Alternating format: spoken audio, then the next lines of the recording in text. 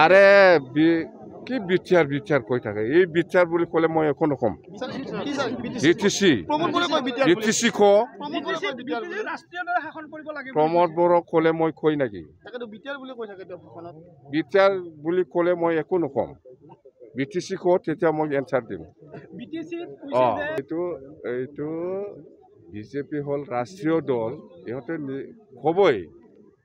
বিটিসিত আমি শাসন কৰিম এইবিলাক ৰাষ্ট্ৰীয় দল হিচাপে সবে নিজকে ডিমান্ড কৰি লয় কথাটো একে কংগ্ৰেছো আজি কৈ আছে আমি শাসন কৰিম আমি